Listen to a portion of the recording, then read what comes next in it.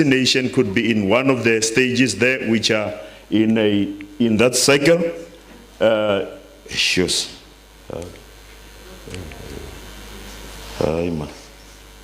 So essentially, you probably saw the destination could be in a rejuvenation stage.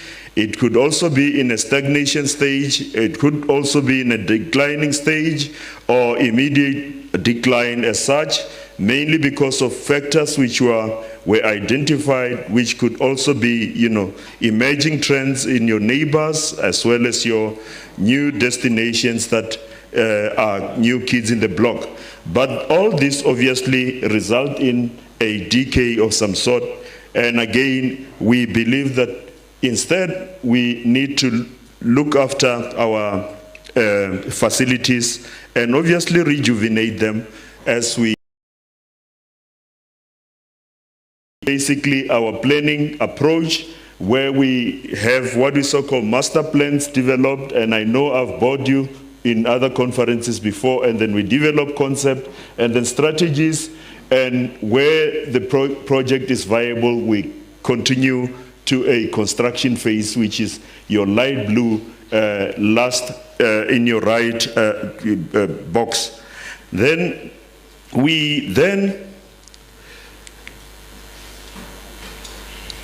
in this financial year, we spent around about 29 million on revamping and upgrading some certain facilities as such.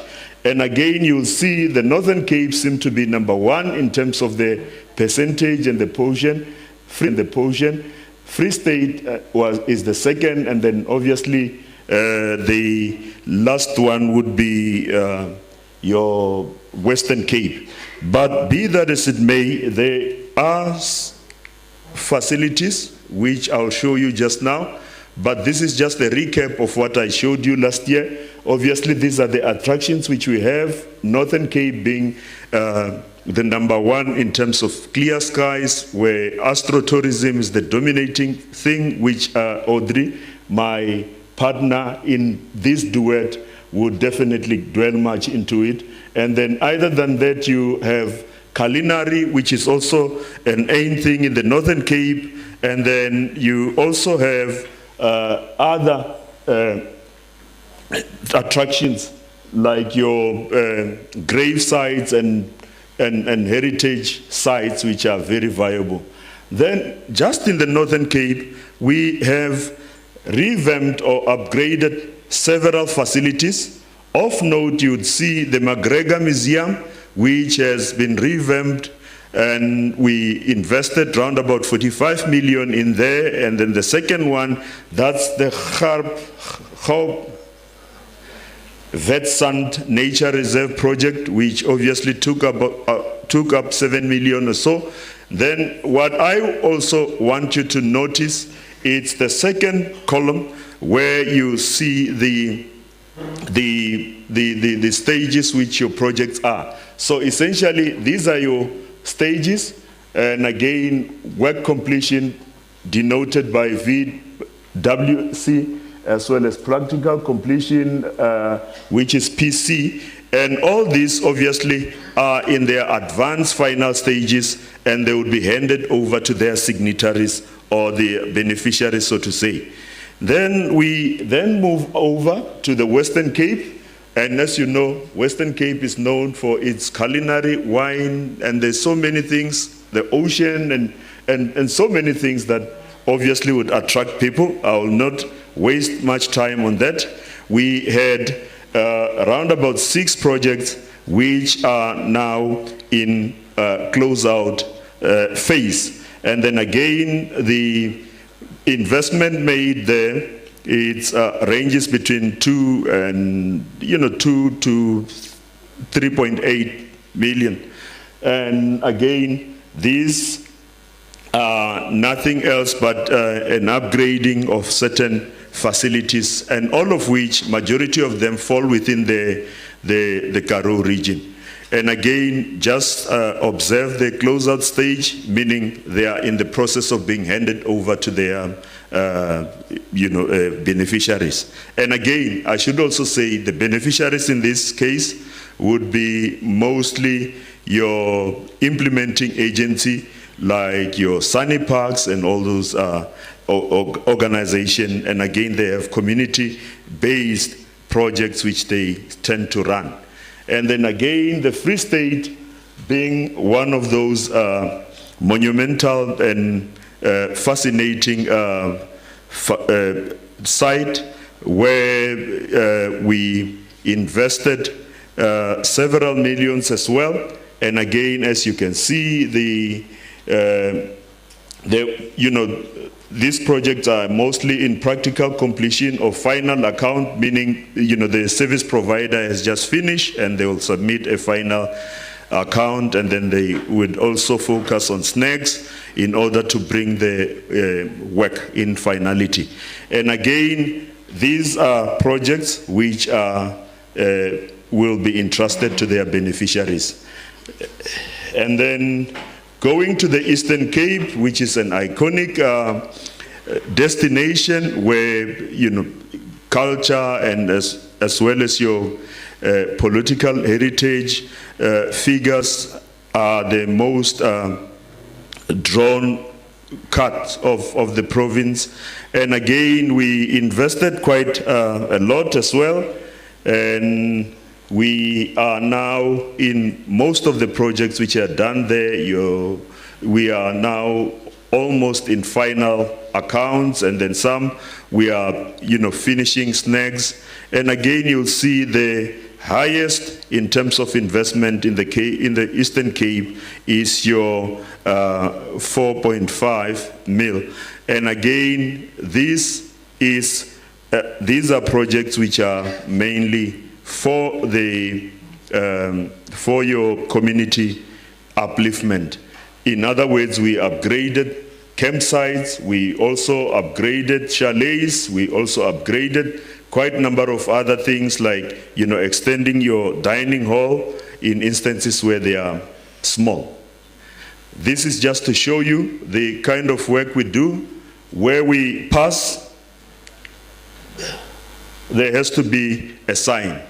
This, as you can see, it's a lodge, Mthunzi Lodge in the Eastern Cape, also within the Karoo region, and again, we revamped it to this state. So lastly, I would want to maybe give a picture of how are we doing as the Karoo region versus other provinces, because remember, we do not necessarily focus on Karoo region alone, but we focus on South Africa at large. So in doing so, I have this slide where I would declare that we have budgeted around about 830 million for infrastructure development, and of which, as I said, 129 has already been spent specifically on the projects on the Karoo region. And again, nationally, we have 50 projects which are in practical completion, and again, there are quite a number of job opportunities that were created, with 1,268 employment opportunities created by what we do as construction and development of destinations. And then there are also SMMEs, which obviously had some returns in terms of tenders and all those kind of things.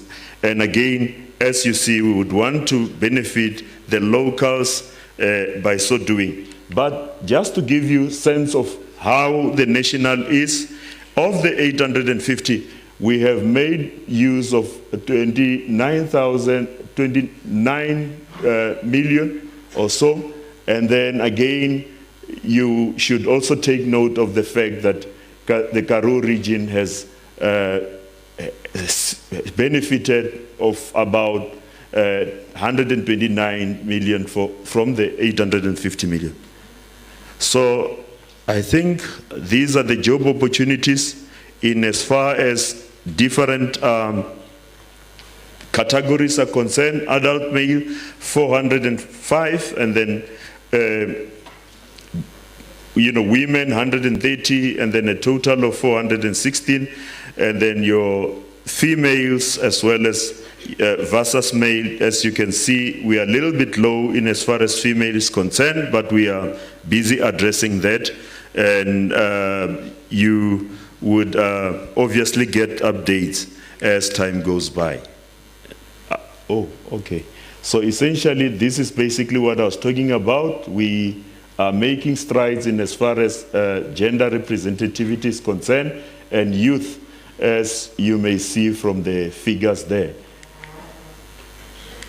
And then this brings me to the end of my presentation. Okay, sure. Thank you, Floyd. Okay. Just a short announcement. If you haven't signed the attendance registers, they are outside, so you can go outside, but not now, after the session, to sign that.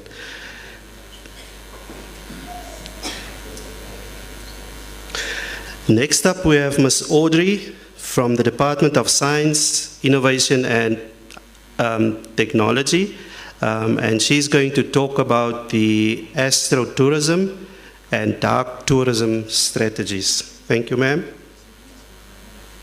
Do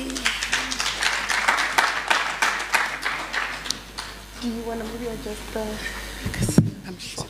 Too high. Yeah, too high. Yeah, thank you. That's better. Good afternoon, everyone. All protocols observed. I'm Mrs. Audrey Dikhale Matlakwana, and I work at the Department of Science, Technology and Innovation as a Deputy Director in Multi-Wavelength Astronomy. My background is in astronomy, so for 10 years I was actually in an observatory, and that's where my passion for astronomy began. And I'm waiting for my presentation. And the remote. Oh, I think it's on there. Next to your cell phone. Next to the cell phone. Next to your There cell you phone. go. All right. So last year I had an opportunity to present on this platform, but in Craddock. And that's where I was just introducing the strategy, and that was before it went through cabinet structures, that was before it was gazetted and so forth. So I think my role here today is to give an update as to where we are, but also for the people that were not in Craddock last year, to just maybe give you like a picture of what it is that we are talking about. All right, so why astronomy matters. So first of all, I must say, as I'm traveling through the country and talking about astronomy, I realize that people confuse astronomy with astrology. And I remember when I was very young and I was being interviewed in an observatory, I did say astrology. And I got the job, but I guess, yeah. Yeah, so astronomy is the study of all celestial objects, their interactions, movements, their features, descriptions, etc. Whatever is up there that is not man-made. And also we want to understand, I guess, our universe, other galaxies and so forth. And hopefully we'll find solutions to our problems here on Earth, hopefully. And I think I always give an example of when you are cleaning in your room and under the bed you find 50 rand when you broke and you did not think you would find it, and we know what that means. So it's almost like that, studying the sky and trying to understand and finding solutions for other problems that you didn't think you would find solutions for. More than that, but astronomy and space science are a national flagship, national science flagship, and that explains the investment from government in astronomy, but also that explains the global investment and also attraction into the country. We know that it drives innovation and global scientific, as a global scientific region. So if you remember during COVID, I think at some point we ran out of ventilators, and the SARA, which is the South African Radio Astronomy Observatory, and SAO, South African Astronomical Observatory, both radio and optical, they joined together and decided to create ventilators. as well. So that's part of the innovation that we're talking about, but also, the receivers that are being used. I remember the first roach, which is the heart of the telescope system that was developed in South Africa. So there are a lot of innovations that have come out from astronomy and space sciences. The skills development, I think most people don't know just how many young people, have been supported through varsity, through astronomy. I think with Sarau alone, we are at 1,400 graduates. Some are still in the country, and some have left the country. Some have left astronomy and went into banking systems and other private companies, etc. So there's a lot that's been done for skills development in the country. And then also it positions South Africa as a global scientific region. I don't know if you're aware, but when you talk about the Northern Cape, or when you talk about the Karoo, when you talk about South Africa in the global arena, the first thing that most people talk about is our astronomy and our competitive advantages. And then it inspires education and youth participation, but also it allows us to protect dark skies and quiet skies to safeguard our scientific and also our cultural heritage.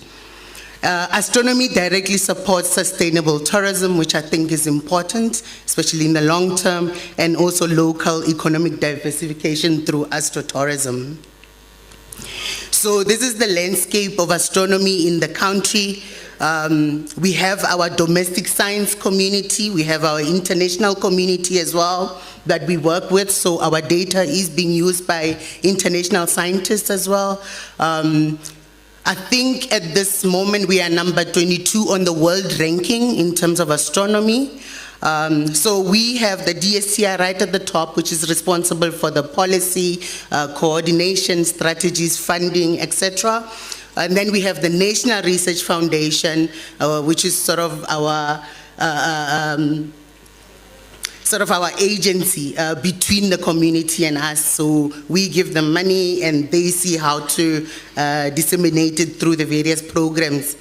And then we have SAO, which is the optical observatory. Most of you know Sutherland, but also in Cape Town we know there's telescopes there as well. So they deal mostly with the optical, what you can see with your eye in the visible region of the multi-wavelength spectrum, which is right at the bottom. And then also we have Sarau, which deals with radio astronomy. So obviously these are dish-like antennas, and then all of them combined, it's an array. It's a telescope, it's a single telescope. So for example, the Meerkat, you have 64 dishes, that's a single telescope. It's not 64 telescopes, no, it's 64 dishes, but they are 13.5 meters in diameter. And obviously now we have the Meerkat Plus, we're gonna have the SKA. Meerkat will form part of that SKA as the phase 1. And then also we have the SA Gamma. The SA Gamma, we work with Namibia because they have the right telescope for gamma rays, for detecting gamma rays, which they call HAS. But we have a whole consortium in the Northwest University of scientists that are helping with the research using this HAS telescope. We have SASTA responsible for our science engagements, and then we have the Office of the Astronomy for Development as well in the Cape Town region. So why is astronomy thriving in South Africa, but also why is tourism, astrotourism, relevant and also like a possibility in this country? That is because, yes, we have the most amazing dark skies, and I don't know, those who've slept here in this area, if you've looked at the sky last night, you would have seen compared to the urban areas, the sky here is very dark, and that's what we see in the rural areas. But that's why we're working with local municipalities in the rural areas to see what we can develop in terms of, dark sky certification and astrotourism in that regard. So you don't necessarily have to have telescopes or astronomical facilities, but using our free dark skies, there are products that we can develop from that, offerings that we can develop from that. And then on the top right, we have cloudless skies, meaning that's suitable and conducive for optical astronomy. That is why we have the SALT, which is the South African Large Telescope here, which is obviously a consortium of many countries, but they decided to place their instrument here in South Africa because of, this cloudless skies and also the dark skies, especially in the Sutherland area. We have 4 of the biggest meteorite impacts, which you see at the bottom there, or bottom left. And then also South Africa, or Southern Africa, is at the center of our Milky Way. So we can see clearly more than what the northern countries can see. And that's why they come to us, because especially where the Meerkat is, we can see right clearly through the middle of our galaxy. And then also we have very strong or very rich indigenous knowledge, indigenous celestial stories. The stories that our grandmothers used to tell us growing up, that is an asset that we can also use, but we must protect it and document it so that, it lives long. So astrotourism obviously is the use of unpolluted night skies, which we call the dark skies, the use of astronomy and culture and science. So we worked with the Department of Tourism from the beginning in formulating the strategy. We're still walking the path together in implementing some of the projects with the little money that we have. And also DDET Northern Cape, just because the Northern Cape is a pilot province, but the strategy is a national strategy, so we're working with DDET as well to implement some of the projects, but I must emphasize it is a national strategy, so we're not confined to the Northern Cape. We also move around the country talking about it and developing offerings for certain areas depending on where they are, especially when we talk about the wider area concept where we're incorporating the other tourism offerings that they have that have got nothing to do with astronomy. We incorporate it into the astrotourism route that we would create in that province. So the night sky and all its beauty, it's free. So we don't need to buy it, we don't need to maintain, we just need to protect it. And that is why this is an easy win for South Africa. And we know that 50% of the world population does not have dark skies. And obviously this is because of industrialization, development, etc. But especially African countries, they still have very dark skies. Without the light pollution.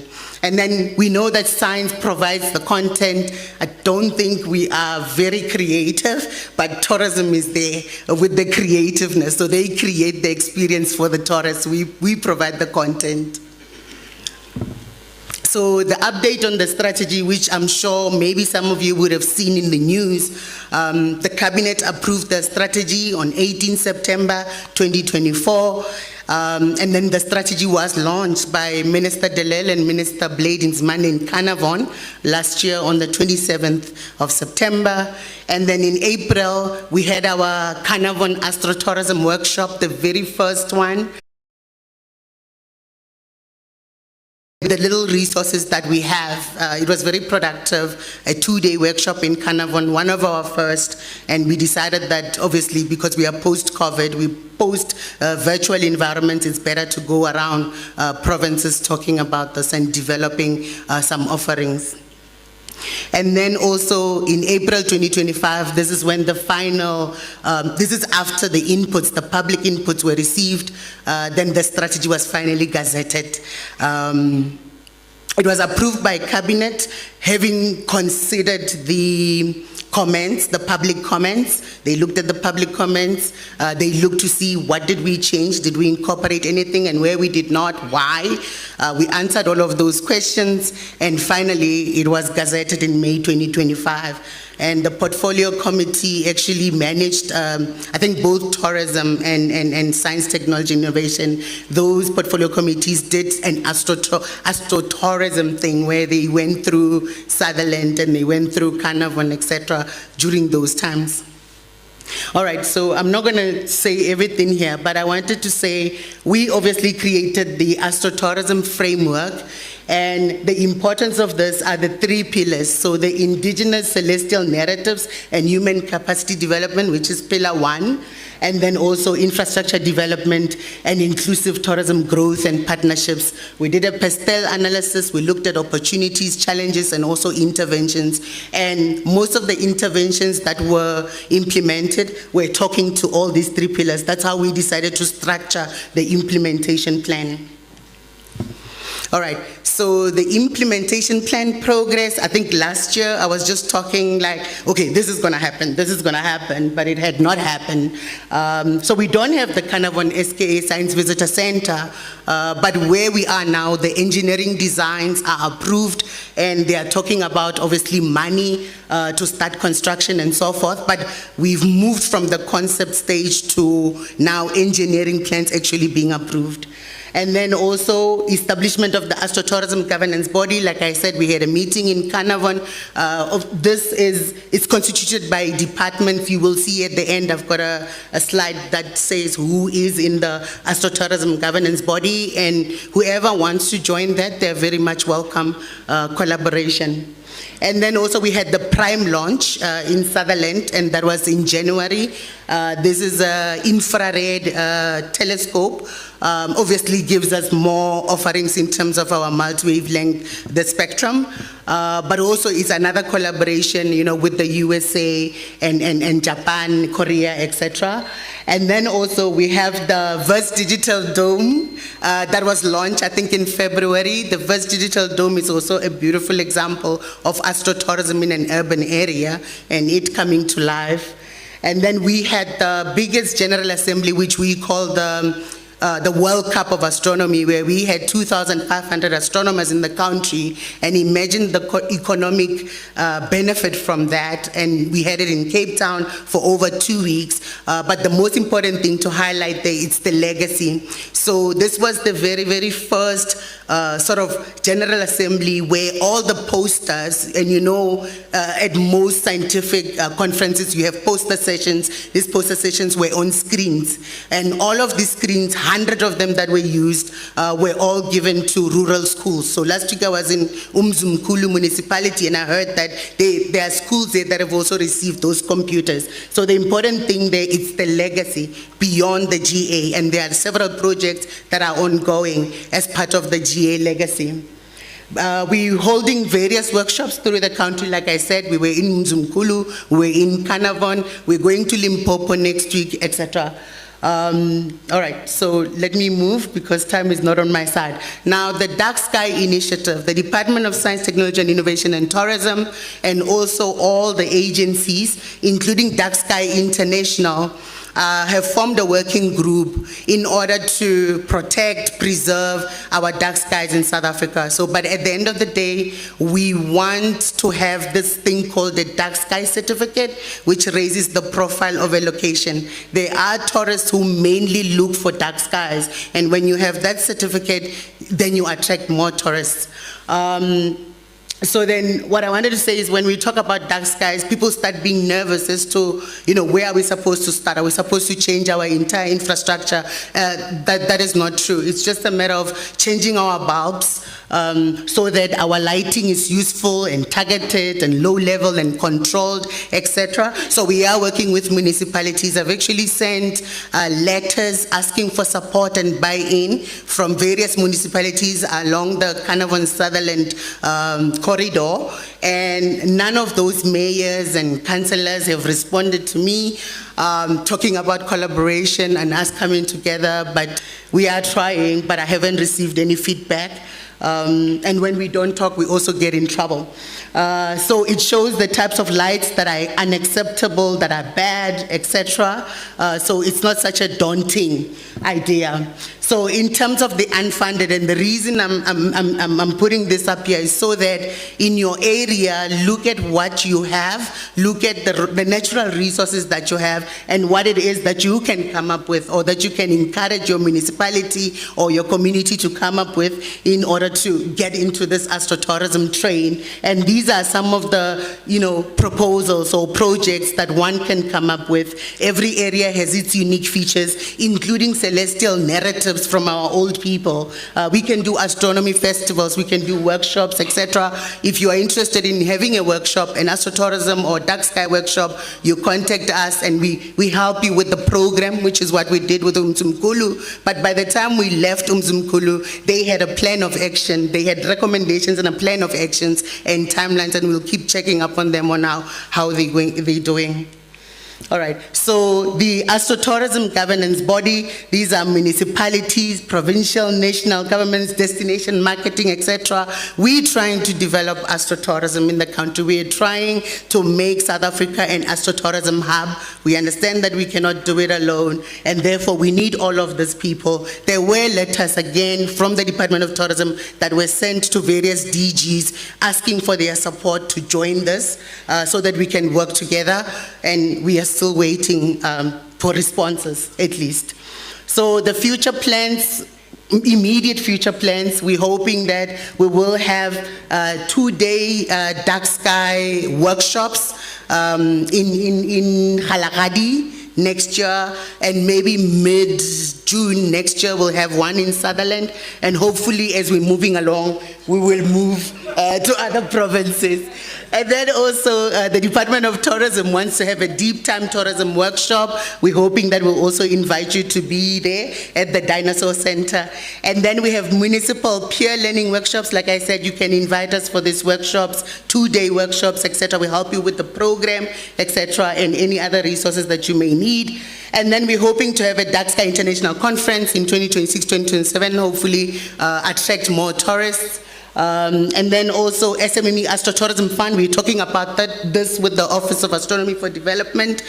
We actually have a concept note. We do not have money, so everything that we've achieved thus far is what we already had or what was already invested in those initiatives. But we are talking about an Astrotourism Fund for mainly SMMEs to support them, but the bigger Astrotourism Fund for the other infrastructure projects, those I think they will have to go to Treasury, and I'm not sure how that is looking like. So we're also wanting to develop astronomy in HDIs, which we've already started at Soplak University there. We had an astrolab workshop not long ago, introducing this historically disadvantaged institutions to astronomy. Thank you so much. I just want to say, Africa, look up.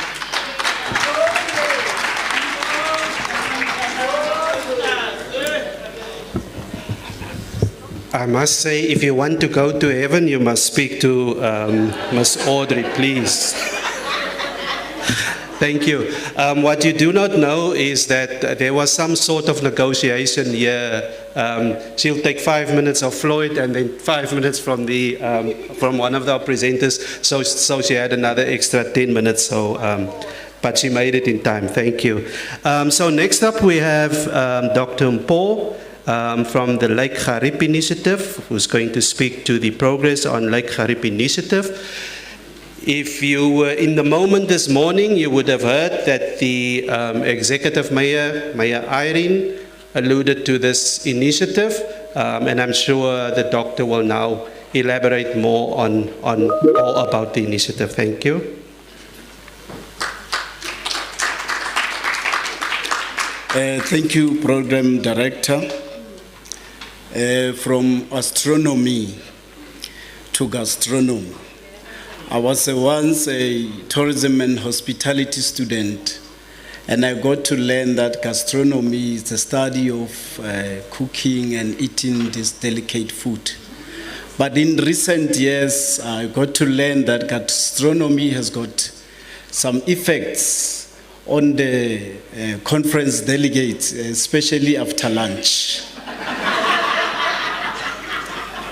My name is Mpo Ramudiki. I am from the Free State Gambling, Liquor and Tourism Authority, acting manager, tourism marketing. And today I'm wearing a different cap. I'm wearing a cap of a triad provinces, which consists of the Eastern Cape, Free State and Northern Cape. This is to demonstrate that the project of Lake Gariep initiative is not a Solivargent project. We are working in collaboration as 3 provinces. And mine, as you can see, according to the agenda item, I don't know if my presentation is there. It's just to provide a brief progress on the Lake Gariep initiative. I'm sure you would have known that in the previous year, Dr. Nombembe presented a comprehensive document to the conference delegates. And now, because of the time constraints, then we had to adjust our presentation just to provide progress, especially to our principals who are not always there when we have meetings. I think I must take an advantage to sensitize all the principals from the 3 provinces that we were faced with an elephant in a room in the Lake Gariep initiative. And you are the ones who can help us maybe to unlock some of the resources that we need in this project.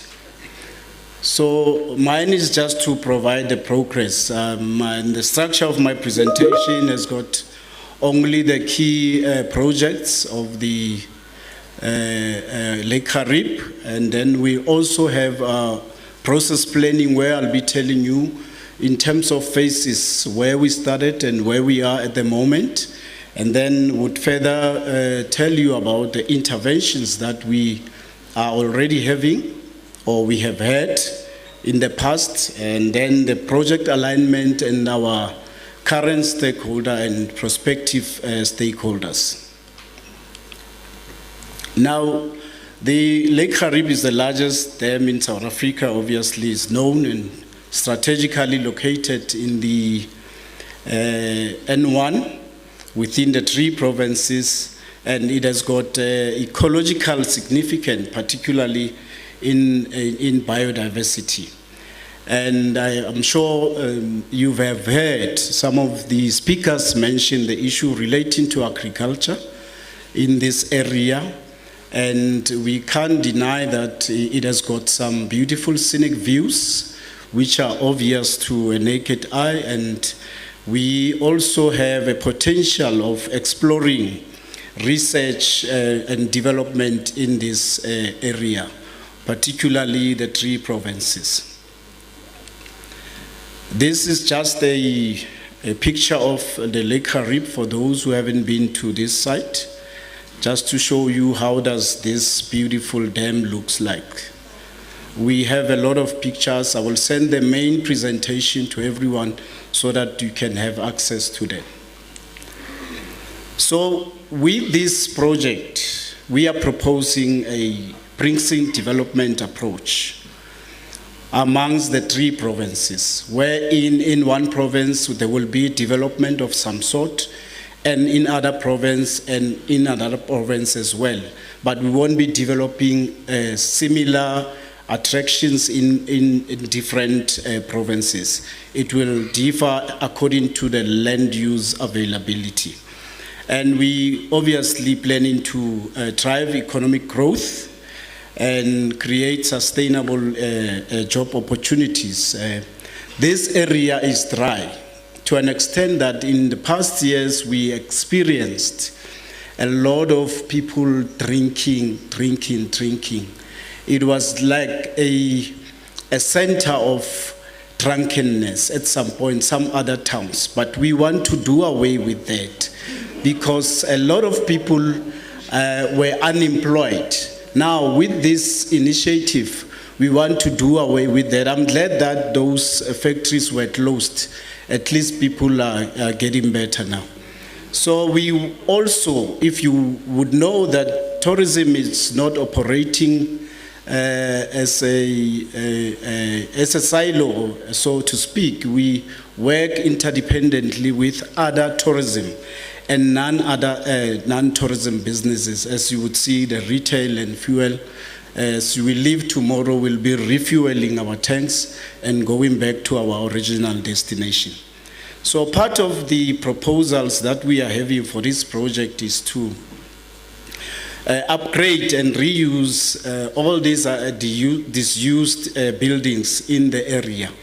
There are many of them. Some of them are still intact, but they just need to be repurposed. I think one of the speakers in the morning was talking about drones. We also have an airstrip in Gariep, which is not used optimally.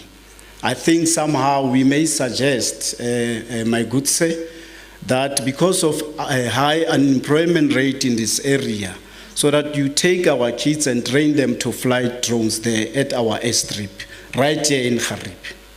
Just a suggestion. So we also need to work on the road infrastructure. For sustainability, we need water and electricity. If you go back down there in Paris, there's no water sometimes, and then a lot of tourism establishments are closing down. So there's no sustainability. So we need constant water supply. But then it will be clearer as we proceed with the presentation as to what is it that we're going to do in terms of that. Electricity is also key because we want all these businesses to contribute to the GDP of this area through tourism. And obviously we'd want to attract new investments, innovation driven by new economies such as technology. Now we have shifted towards technology and we need new industries in the area. So hence I refer to the new economy. So these are only the key projects that are identified for this project. I think the mayor and some other speakers, Dr. Mukalube, also touched on them. Agri-innovation and processing. The Gariep Solar Park, a major 6,000 megawatt solar energy project, which is envisaged in this area. The Lake Gariep tourism and eco development, because our ecosystem is up to standard here. Biodiversity, economy, and bioprospecting. We want, when we produce items in this area from the farm. For instance, there's one lady who does wine in this area. She packages her wine and then she sells her wine in the district. So we want that kind of bioprospecting. Even with the olive oils and stuff and other endangered species, we can be used for bioprospecting. Wildlife as well, just next door we have a wild reserve belonging to the province of the Free State, the Karoo Lab for Arid Innovation. As you know that the area, it seems to be so dry, and then we want to explore at the same time the research prospects and pilot some climate resilient technologies like that has started already. We need to invest in technology, especially in our youth. Maybe we will see a different outlook in terms of unemployment in the future. So this is the gist of our presentation. So the process planning of the Lake Gariep district, it has got 12 phases for now, but we are open for inputs to those who are interested. Phase 1 up to 3 is completed. We have profiled the provinces, we have consolidated, we are done with terms of references. I think the MOA as well is ready to be signed later. From 1 to 3, we are completed. And now, the elephant is this one, phase 4, pre-feasibility study. We have knocked at many doors. We were unable to secure funding. And we still do not have money to proceed with a feasibility study. It's a challenge. We can't go to the procurement processes. Eventually, we can't go to the execution of the project if we haven't done the pre-feasibility study. Now, in phase 5 of the Lake Gariep, we need to establish project management unit to compose of specialized skills, like we lobby you, like I've mentioned in the beginning of my presentation, the principles of the 3 provinces. We're going to need engineers in this project, quantity surveyors, because we'll be dealing with road infrastructure. We need all these sort of skills. A typical example is the Eastern Cape. The team led by the convener, Memutsewa, and the coordinator, Dr. Nombembe, they have all that you need in that team, as opposed to the Free State and the Northern Cape. So I'm appealing to the 2 provinces to lobby support of experts, not from the private sector, but within the government itself, so that this project can start going. One other issue in phase 6, spatial planning aligned to zonation. Once again, I'm not biased to the Eastern Cape, but they've done their homework. We're still lagging behind as the Free State province and the Northern Cape. So I thought to use this platform to request the principals to provide necessary support, actually multiply support. There is support, but just multiply support so that this project can see the light of the day. And the project launch, we should have launched by last year, as it was mentioned by Dr. Nombembe last year in Craddock, but we couldn't. Now we are still trying to secure a suitable date for the launch, as we cannot move from phase 8, expression of interest. We haven't done pre-feasibility study. We are still stuck there. As you will see that in most of the phases are still in construction, under consideration. And, but we are hopeful that something we will give in. So this is where we are in terms of the Lake Gariep. We are standing there. We still have to declare investment to national and provincial investment conferences. If there are any, please inform us if you know of any provincial or national investment conference, so that we can come and present our story to them and see how it goes if you can't secure any investor of some sort. But other than this, we went further because we were not lazy. We collaborated with the universities. We had a very serious meeting with them, and then we got some valuable insights from them. And they are buying into this idea. They have agreed that they will assist in terms of research and education initiatives, because we are not that educated. The academia are the ones who are bringing what you called scientific knowledge to the project, which will make us to be able to make informed decisions in terms of the project. They're also proposing to develop a curriculum of the whole project through the education and research initiative. And they are also willing to help us to govern this project, because they've somehow identified some gaps amongst the government operations. They also support the feasibility study on BOT model, which is to build, operate, and transfer, and willing to go further for investment engagements on our behalf. There will be a drafting operational and governance proposal for us, and they are also willing to take it further to the table of the president to make it a presidential flagship. Now, these are the commitments they made, but they still have to go to their principals for concurrency. Now, this one, UNISA, they are going to develop the curriculum. because in this Lake Gariep initiative, that's where we want to build a university, dormitories and cafeteria, because the area is dry. We want to see if you can achieve that. The roads committed on aquatic science and hydrological research. I think the mayor mentioned that as well, that this is something that we can work on. Forte University to provide research funding and physics partnership. I'm sure they are good in that aspect, because they volunteered that out of the streams that we are having as the Lake Gariep initiatives, they said we will choose physics and we will see if we can also provide some form of funding.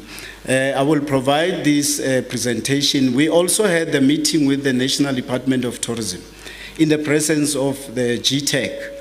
And they will be also assisting us, providing support, helping with this transaction advisory from the GTEC. So we are going to have a meeting with them and then continue with the project. And lastly, the intervention that Dr. Mukalube mentioned of the 3 premiers, they met, they convened us, and they gave us matching orders.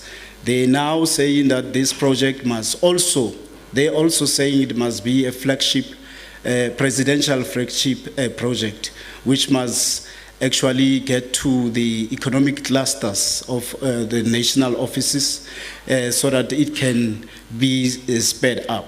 So basically, these are the interventions that we had on top of the processes that we've been going throughout the past years. So there are some directives that we were given by our principals, premiers, and then they say, most importantly, because we are 3 provinces, everyone will be tempted to say something in terms of the progress. But they say, let us develop a communication strategy so that we have the center of communication between the 3 provinces. I think that will be my story for now. Thank you so much.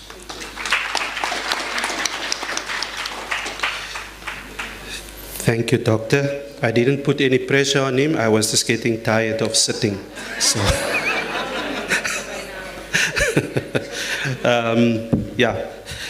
next up we have Ms. Musa, and she's from Anglo-American, and she's going to entertain us with the initiative by Anglo-American to drive post-mining economic diversification. Thank you, ma'am.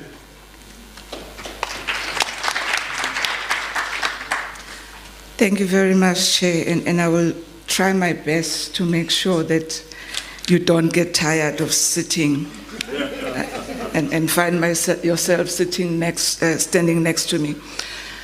Good afternoon, everyone, and all protocol observed. As the Chair said, my name is Musa Jack from Anglo-American, and I lead the Municipal Capability and Partnership Program, which is an Anglo-American funded program and designed program to provide capability development support to municipalities that host our mining operations. Okay. So as I've indicated, while the MCPP, as we call it, Municipal Capability and Partnership Program, we call it the MCPP, while it is funded and designed by Anglo-American, we see it more as a collaboration between ourselves as well as government. We've got an MOU with the National Department of Cooperative Governance. CSR is our implementing partner. And when we started the program, we had 10 municipalities that were part of the program. But of course, today we're talking about the 2 municipalities that are based in the Northern Cape, which is Gamagara as well as Tsatsabane municipalities. We also work very closely with SALGA as well as the Minerals Council, which is a council that represents all the mining operations nationally. The objectives of the program is really to support strengthening of capability to enable municipalities to engage or fulfill their service delivery mandate, with the focus of aiming to get the basics right. This is in relation to the program that I'm sure most of you would remember, which used to be called Back to Basics, driven by National Department of Cooperative Governance. When we're developing the program and having engaged with all the municipalities, we saw the need to adopt the principles of helping them to get the basics right, because we learned that that was part of the reason why they're struggling to fulfill their service delivery mandate, because they don't have the foundational pillars, the instruments that they need to have in place in order to make an impact in terms of infrastructure as well as service delivery. The second objective is to facilitate collaboration between government, municipalities specifically, and the mining industry to plan and prepare for the eventuality that at some point mines are going to close. Because as we know, mines have got a life of mine, and at some point where there's no longer any minerals to extract, they have to close. And we learned that a lot of municipalities were not aware of when mines are going to close, and also not making any efforts to plan and prepare for that, that eventuality. The third objective is to support with regard to improving financial viability. We then also identified 3 focus areas: strategic water services, infrastructure management and maintenance, as well as strategic development planning, which the topic of today falls within that particular focus area.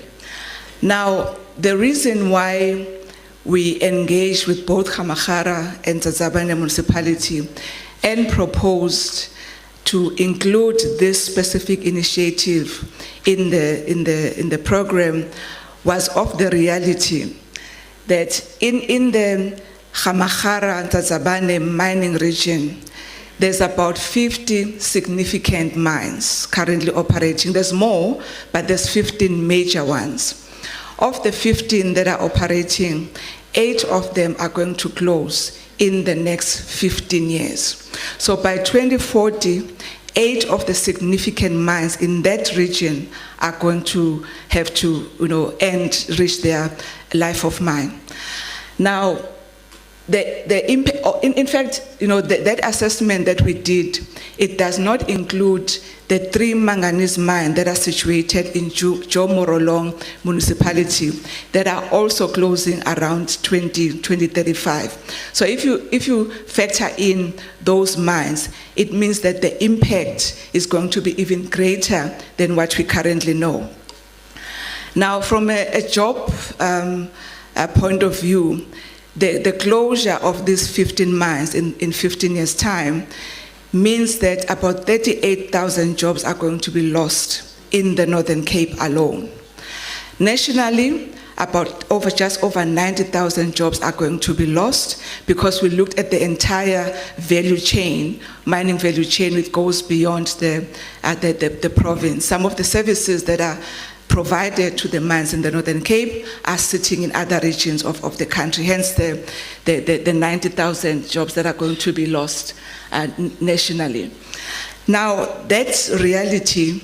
It then means that the problem of these mines closing in the Gamagara Ntsazabane region is not just a Gamagara Ntsazabane problem.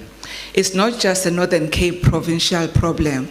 It's actually a national problem, because the whole country is going to be impacted by what is going to happen in the Northern Cape in 15 years' time. It was then this reality that we engaged with the 2 municipalities to be proactive and do something to avert the impact, the negative impact of mine closure that the province is going to experience. So given that the problem is bigger than just the 2 municipalities, we then supported them to establish what we're calling the Mine Municipal Compact. And I must say that is what we called it in the beginning. The program, this initiative started towards the end of 2023.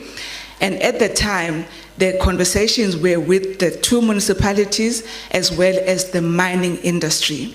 The first compact session that we had, we only had 10 participants being part of that compact. And it was called the Man-Municipal Compact because it was between the municipalities and the industry. Now we have progressed and advanced, and we've got now the renewable energy producers part of the compact, and we're in the process of reviewing the name that we're calling this particular vehicle.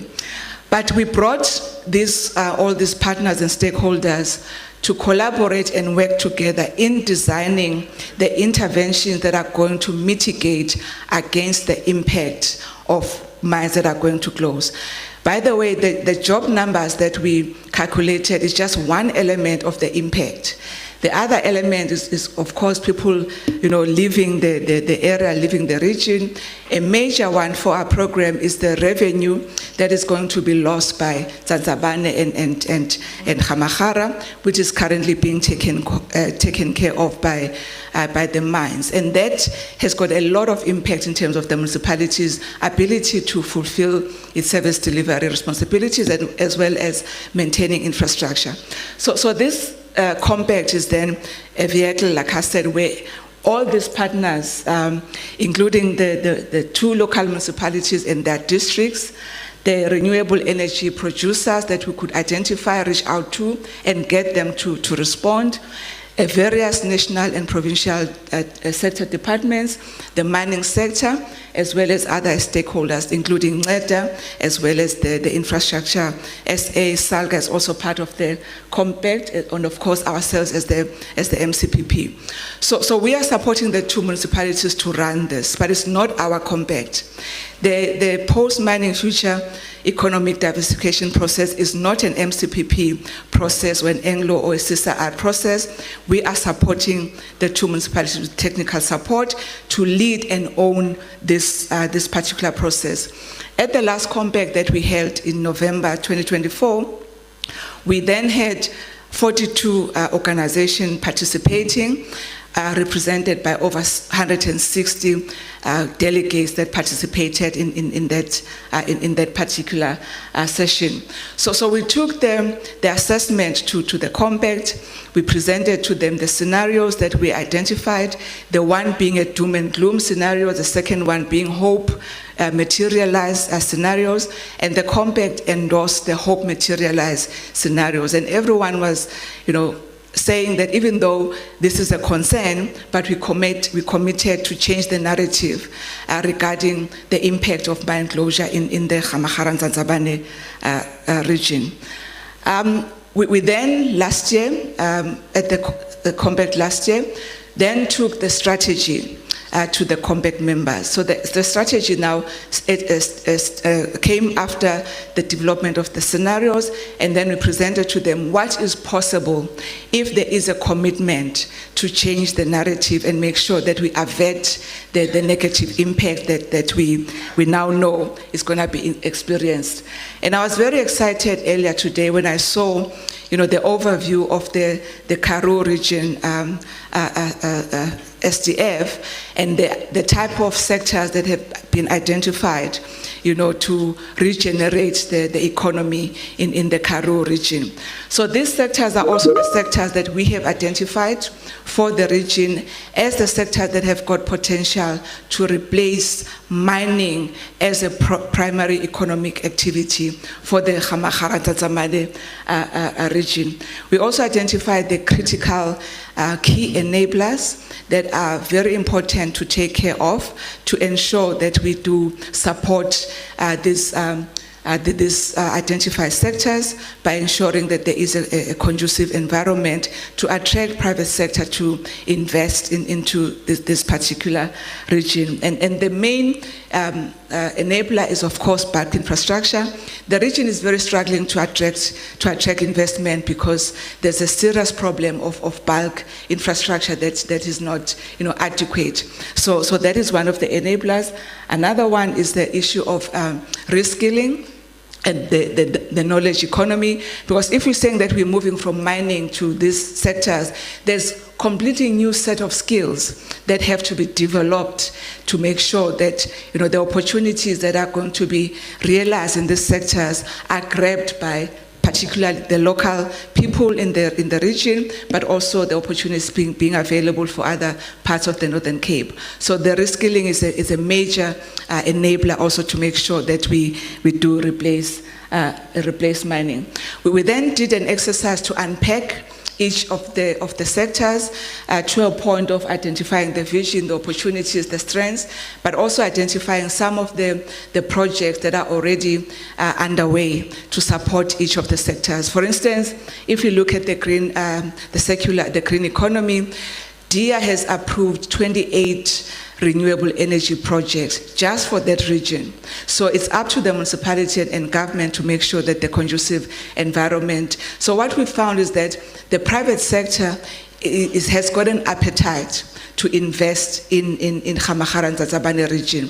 Part of the problem, as I've indicated, is the bulk infrastructure, and we've got a responsibility to support the creating that conducive environment.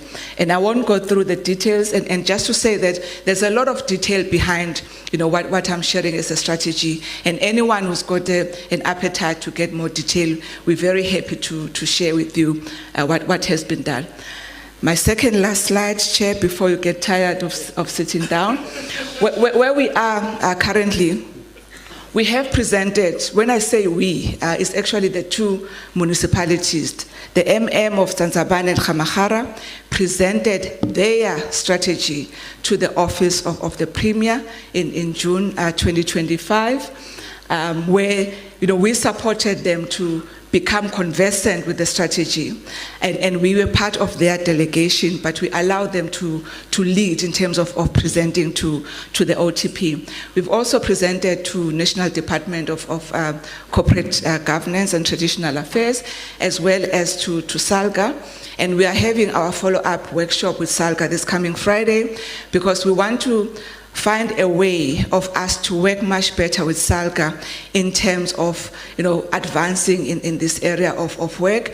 But the other area of interest for us in working with SALGA is how we can find means for Anglo-American to share the learnings from being proactive in curbing the impact of mines closing with other regions and other municipalities that are already experiencing the similar challenges or that are going to experience these challenges in the near future, to avoid us having to be reactive once the problem of closure has already taken place. 15 years is not a long time, but at least we're doing something in Gamagara and Ntsazabane to make some initiatives before the mines do close.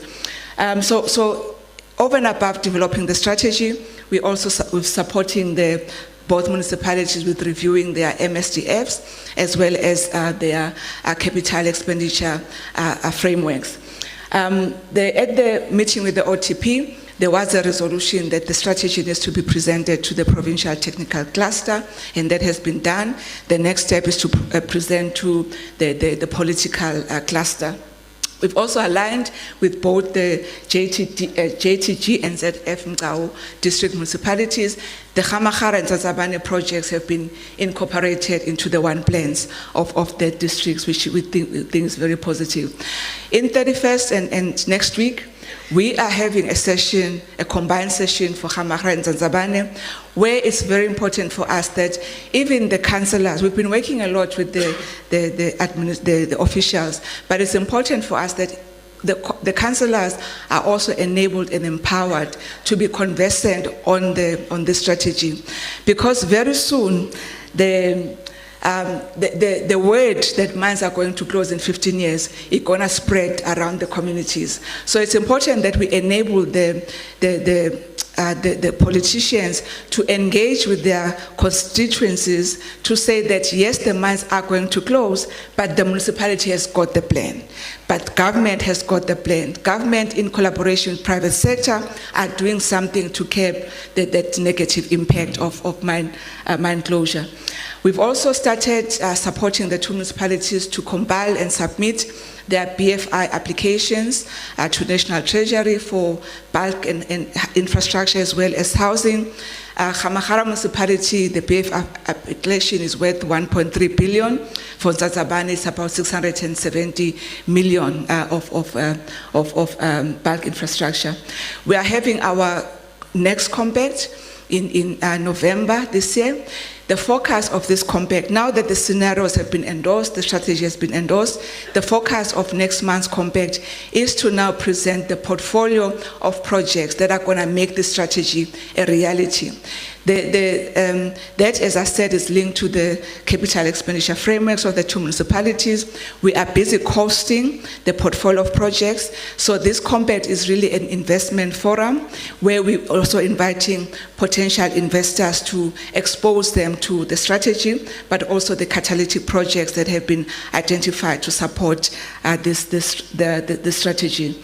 We are also in the process of putting together an execution plan, including the M&E for this work. It's also going to be very critical that we identify what execution model is going to be adopted to make all of this a reality.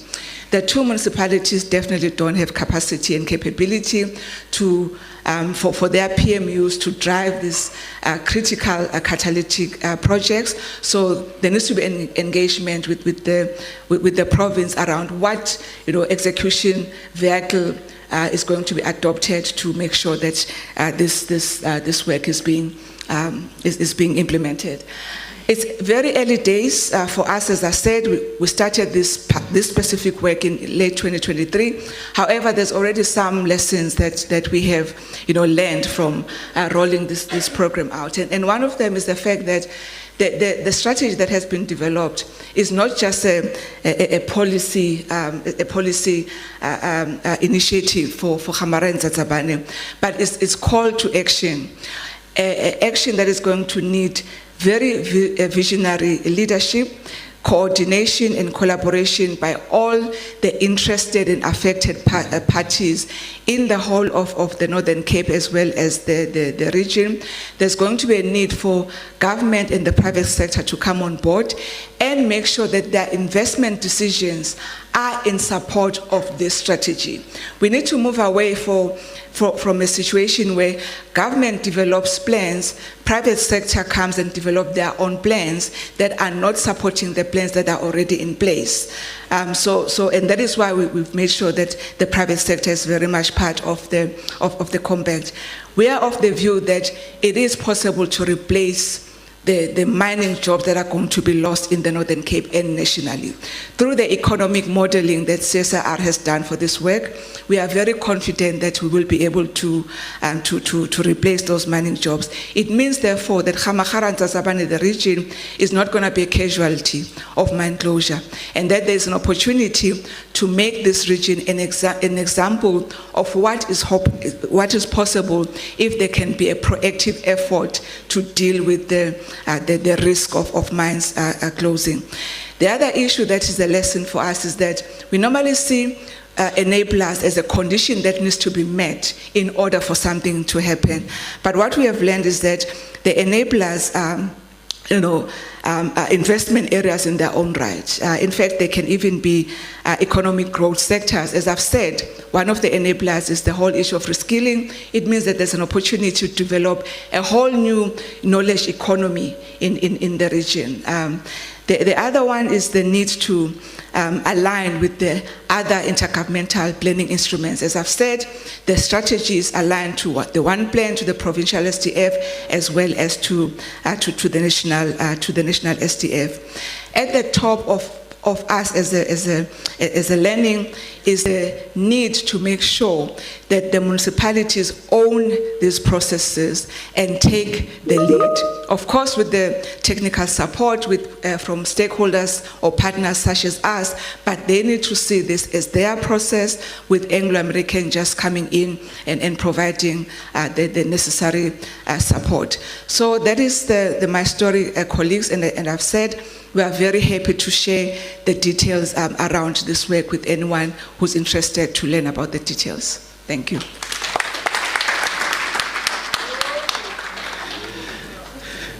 Thank you, Ms. Musa. It's all about the ladies, it seems, today. She was the last one of our speakers or our presenters. She actually had until 4 o'clock because the program says up until 4. However, we are at the end of the presentations, so we're now going to have our questions, dare I say comments. We're going to do this in a numerical order, so you'll get a number, and it's not for food. You'll get a number, and we'll go accordingly. So I'm going to start on my right. Number 1, number 2, number 3. At the back, I saw number 4, number 5. Can we get a 6? In cricket, there's a 6. Can we get a 6? Thank you, sir.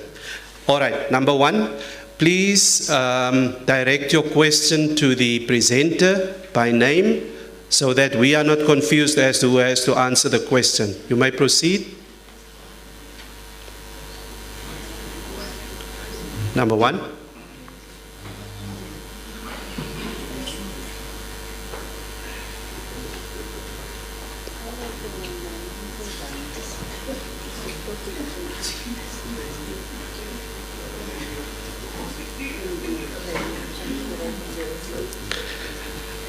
That mic is on lunch, on siesta after lunch.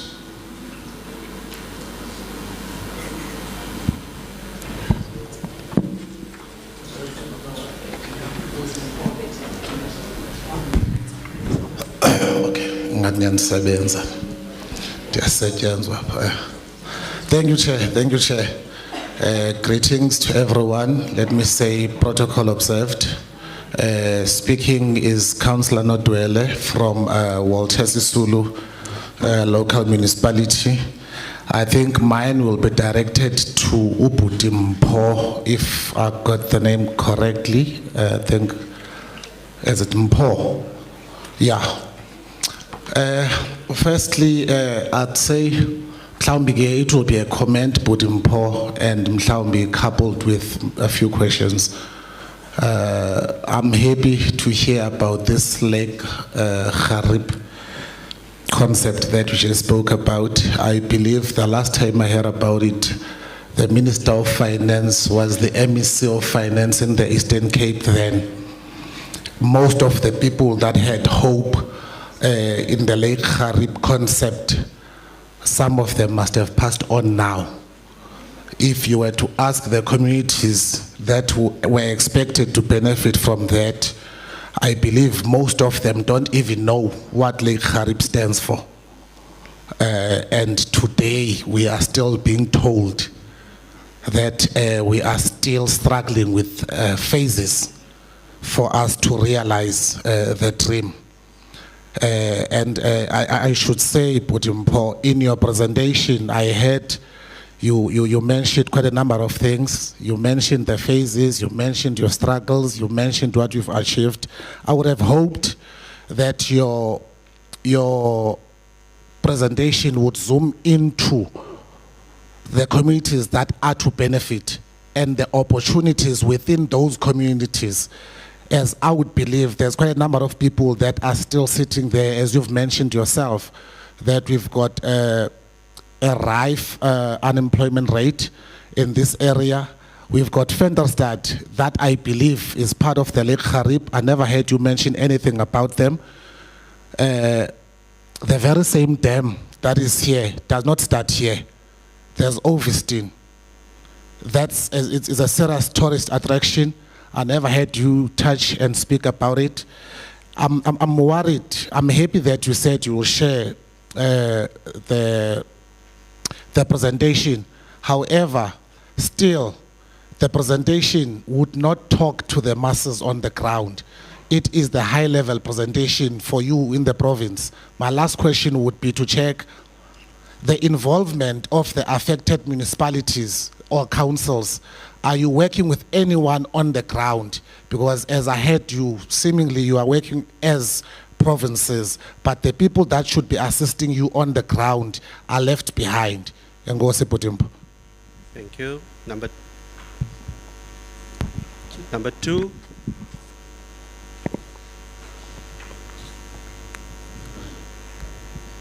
Thank you. My name is Mosala Lutlwetse from Katalopele Municipality in the Northern Cape. I'm interested in the issue of diversification by Ms. Musajek. I just want to find out if Anglo-American, in terms of the very, very progressive presentation, in terms of initiative that they are taking, which one will agree, especially relating to the issue of closure of mines. Now, first, I hope that based on what I'm going to request or what I'm going to say, that from where I come from, I just hope maybe, if I'm correct, that the door is not closed or the bars can be stopped.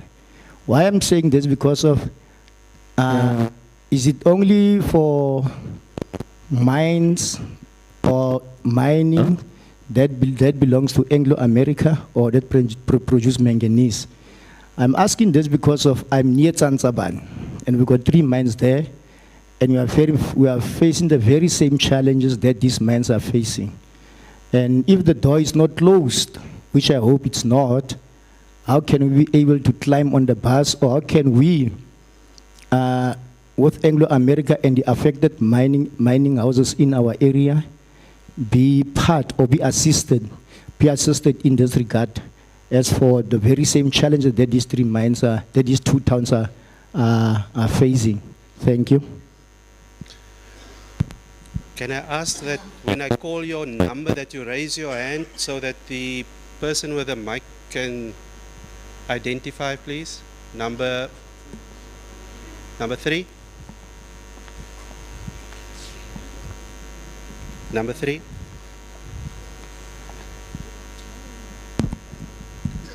Just a second, ma'am. Good afternoon.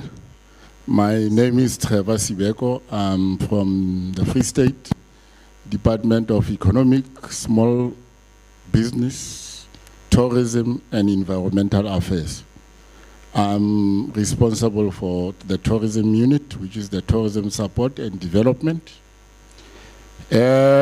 My first comment will be for Ntate Chawuke. You've mentioned all the infrastructure projects that you have funded, but I need to have an understanding sometimes why are we failing, in submitting some of those applications? What are the challenges? So that we should go back and rectify that, so that you get more applications with regard to infrastructure development in different provinces. Mayor Audrey, thank you very much for your brief explanation on the issue of the astro-tourism and the dark tourism strategies. As the province of the Free State, we are also having some of these places. The first one is the planetarium, which is on top of the Naval Hill mountain, which is within the city of Mangaung, and is next to the hill is one of the first hill within the city, whereby we are having a nature reserve on top of the mountain.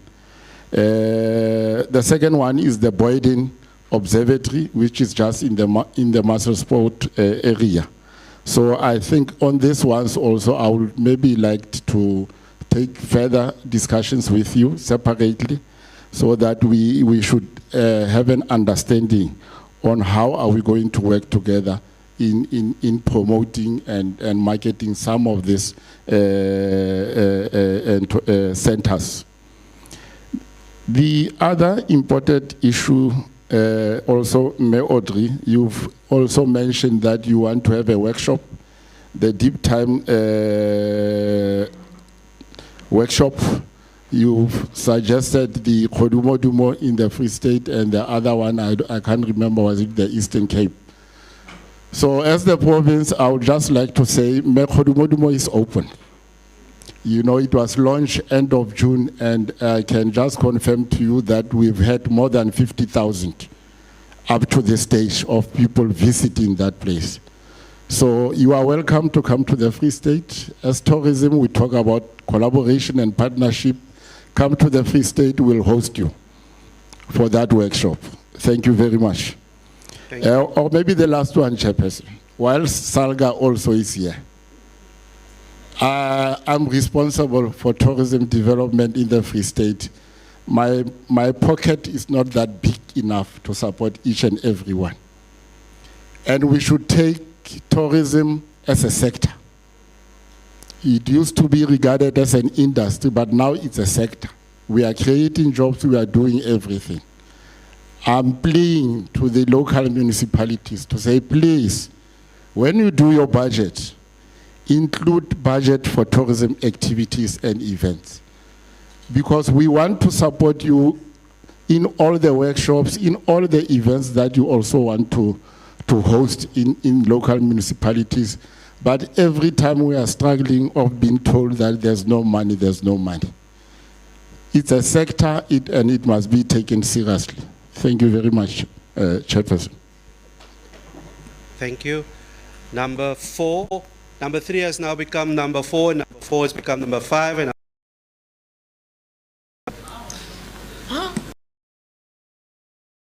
Sky. It's your fault. I'm of welcoming the presentations.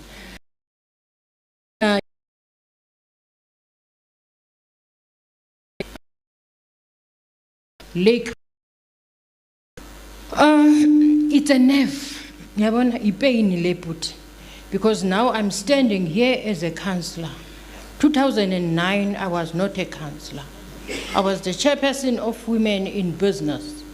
Now, the government brought a project here in Gariep and called all the contractors to come and listen to the presentation. Apparently, the government then, which was called DIT, which was tourism related, and mentioned the issue of saying that there is a backlog from the Lake Gariep, okay?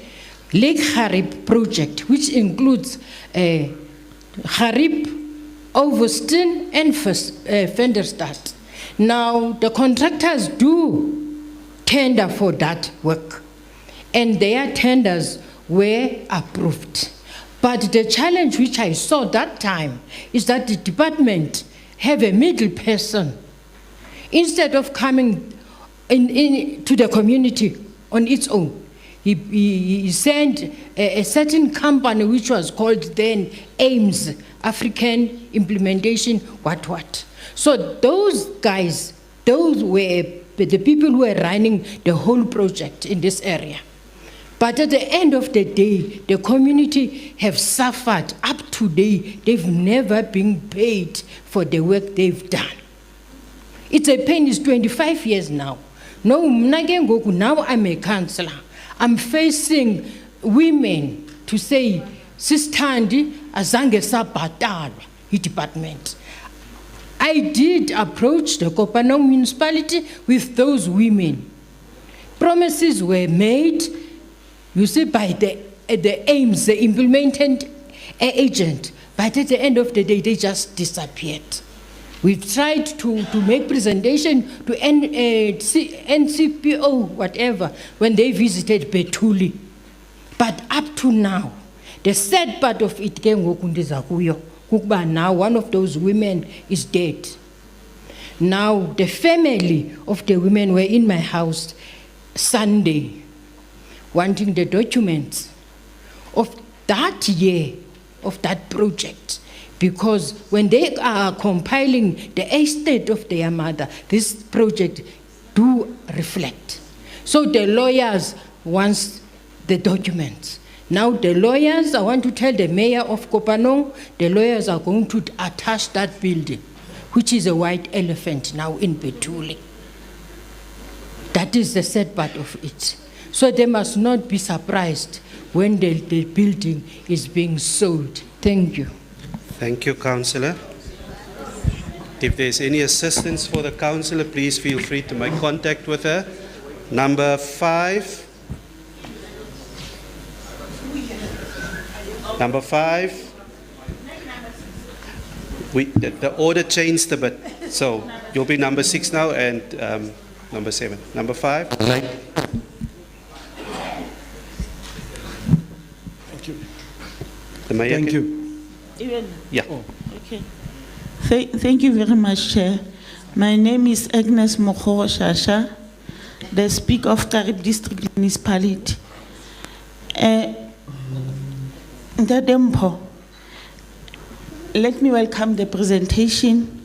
Lake Gariep Initiative is a long overdue project. And like the Mayor said, it gives us a headache. We don't know how to answer the community about the Lake Gariep initiative. And the Dempo said they are having a problem of pre-feasibility studies. That means they are having a problem of quotation to be paid so that the pre-feasibility study can happen. So my question is, how much is it? If they have an amount of how much is pre-feasibility study, why can't they take it to the 3 provinces and then 3 premiers divide it into 3 and then they pay it and then Gariep initiatives go on? Thank you very much.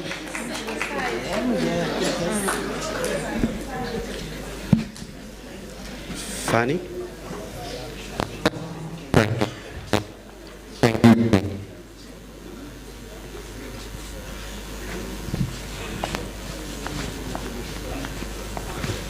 I am loud, so.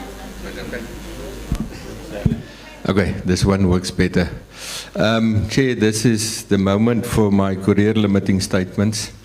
So watch carefully, I make them in every conference.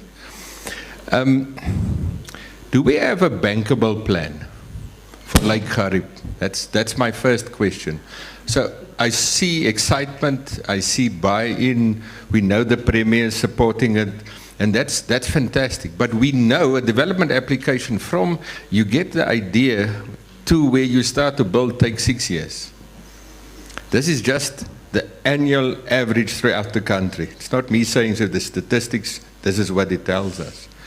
So when we had the Karoo dream at the R in, I don't know, 2010, when we were there, 10, 11, 15, 16 thereabouts. We developed an STF, a regional, there was a conference request, maybe, where's the chair? I don't see the chair here, but in any case, maybe I'm suggesting things here, I don't know. But the conference suggested that we develop a regional STF. But for this, you need a precinct plan. You actually need 3 precinct plans that ties together, that's being developed for this space. Once you've got a precinct plan, and there's buy-in from the local municipalities, you basically take the big space, you plan for it, you divide it into smaller developmental components, and you get developers to bring money and develop it. So why don't we request, but if that request can go to Coctas, maybe. It can come to us to fund. For us, it's going to take us 8 months to build something like that. Don't want to stand up and lie, but after 8 months, you'll have a plan. That will never disappear because it's done by public money. And get a plan that's bankable, and then we go forward and we see what we can do. Some of my staff sits on the MPT of Kopanong. I know they sit. So there's no problem at Kopanong, but I don't know of a single development application that's reached Kopanong to actually try and do this. So I'm not fighting or I'm saying let's just look at spatial planning, because that's the thing that's going to kill you. Let's get a proper plan. Let's get the 3 COCTAs and spatial planning units from National Department work together. We develop something, and then once we've got that thing, we divide it with an implementation plan and we chase it down the pipeline for 3-4 years, and this will never happen again. Thanks. Thank you. Number 7. That would be me, Chairperson. Thank you very much, Chair. Datempo, this one is not for you, so you can.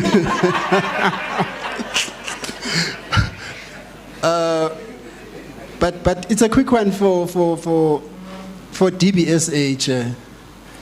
Chair, I just want to express my feeling that when DBSA steps into the podium, I was really hopeful. And DBSA has given me 2 things. It's a mixed feeling, Chair, in that on one hand, DBSA is saying to us, we need to be proactive. And that's why they are coming to us, to say that something is on the horizon and we can see it and we need to do something about it. That's a good thing.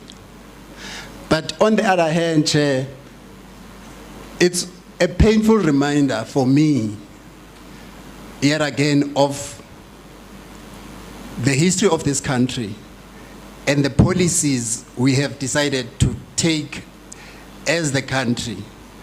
We have a lot of ghost towns, and we know the impact of mines when they leave these towns, and they leave them as ghost towns. But the good thing at least is coming out of this. I would walk out of this hall, Chairperson, at least relieved, because if I'm hearing DBSA, there Anglo-American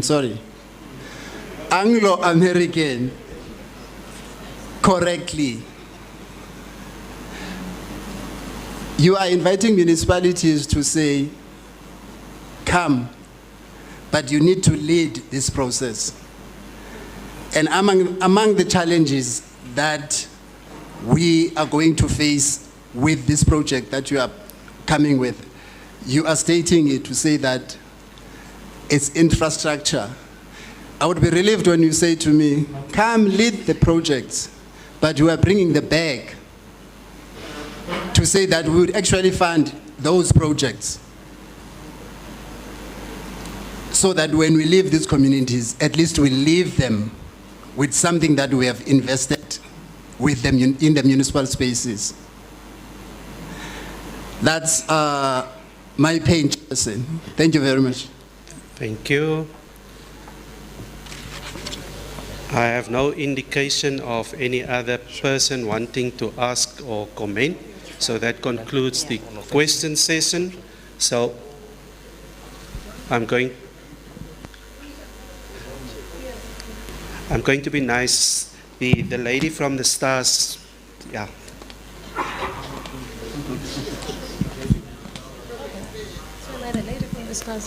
Okay, so I consider myself another lady from the Stars. I have no question for you, Paul. I just want to say that you have the dam, we have the sea, so we might as well have a conversation.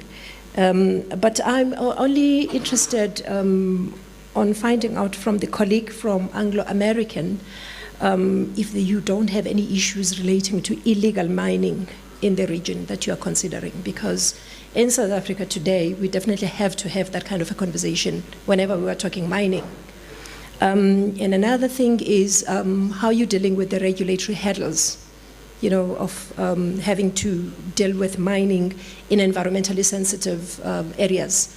I'm reminded of a situation in our province in the Wild Coast, that of the Xolobeni, a widely debated Xolobeni sand mining. So thank you. Thank you. I'm going to give over to the to the presenters to respond, and we'll start with the new DBSA.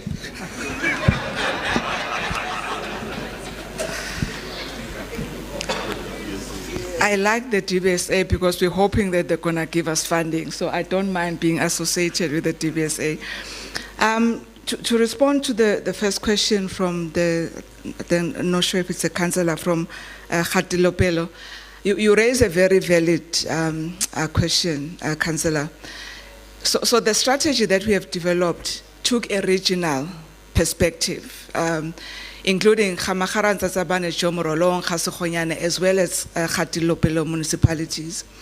The only challenge that we are facing is that we've got mines only in Khamagara as well as Ntsasabane. So the MCPP is supporting those two municipalities. So we're not in a position to support Khatilopelo with reviewing their SDF, their CF, their LED strategy, in essence translating the strategy to what it means for Khatilopelo as a municipality. We have raised this issue both with DCOG as well as the Office of the Premier, and the Office of the Premier instructed the HOD of Coxstar to see what the province can do in this regard. But unfortunately, from our side, we're not in a position to support that municipality with the municipal instruments. Regarding the issue that the colleague who's concerned about the history of mining in this country, we share the view. It is a valid concern, but we're doing this because we want to change the narrative. We're of the view that it's not too late to correct the problems of the past, and we don't want our legacy in the Northern Cape to be Anglo-American Kumba came to this region, extracted minerals. When they were done with extraction, they left the region as a ghost region and ghost towns. That is why we've had to convince the municipality to take this work and take it very seriously and lead it, because we're really hoping that it is an opportunity to change the example of Velcom and other areas where we do see examples of ghost towns. In terms of whether we're bringing funding, as you are aware, colleagues, in terms of the DPMR regulations, all mines are supposed to invest in social and labor plans, which is linked to their operation to license to operate. The conversation that we are having with our own mines, but also other mines in the region, is when you make your SLP or other CSI investment decisions, make sure that you are supporting this strategy and not develop your own plans or your own strategy. But that is work and conversations in progress. And part of what we are doing for this compact, we have invited DMPR to be part of the compact, because it's only through the regulator that we can be in a position to encourage the mines, other mines, to also support this strategy that has been designed. And that is how we can ensure that the mines, not only the mines, but other private sector players are investing and supporting this particular strategy. But I have to also say that contribution by the mines is not going to be enough. That is why we also want government to also play their part and make sure that these municipalities have got access to funding from government, which we know does exist. It's just that municipalities, most of the time, don't qualify because they don't have compelling SDF, CFs that can be used to access funding. And we're hoping that we have changed the message to government in relation to these two municipalities. The issue of illegal mining, as Anglo, we're not experiencing it, but we know that it is rife in the region. It is an area of serious concern for the region. And how we deal with the regulatory hurdles is through engagement. Part of the reason why we're bringing DMPR on board is for them to address some of the regulatory challenges that we are currently experiencing in trying to advance with this initiative that we're working on. Thank you.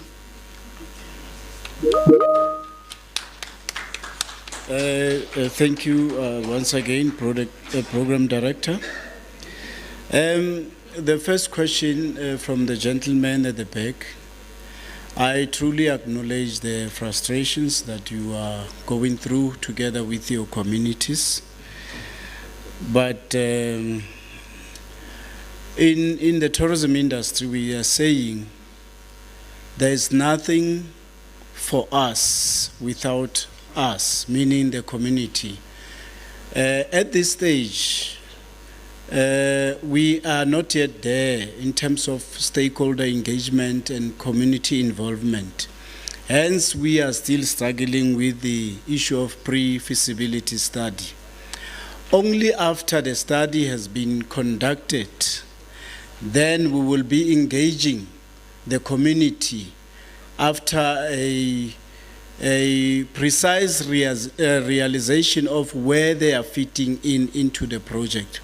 For now, we're just going to raise their hopes and make them think that tomorrow the tractors will be in for them to get employed. So the presentation, the main presentation is comprehensive. It has got all the towns that we are mentioning from the Eastern Cape. And to question you, there are the Pixlikaseme municipality, district municipalities involved and well represented in the steering committee. The Joe Gabi, is it Joe Gabi? Gabi, yes, I'm so too sorry. Joe Gabi is also involved, including their local municipalities as well. Gariep district municipality is involved, together with Kopanon local municipality. So it's not like we are only working at that high level. The municipalities are involved, and maybe later, after the communication strategy has been formulated, they'll have a way on how to communicate back to the community in terms of the progress of Lake Gariep initiative. I hope I answered you. But we can have a conversation after. I still have time. I wasn't expecting so much questions. Considering the network dinner. Unfortunately, there's a councillor there. That one is beyond me. With regard to the tender processes and stuff, we haven't even procured a single pen in the Lake Gariep initiative. We don't have money for now, but I think there are some officials of the municipalities in here, maybe whom I can refer you to. Maybe they'll probably assist in that regard. And Speaker,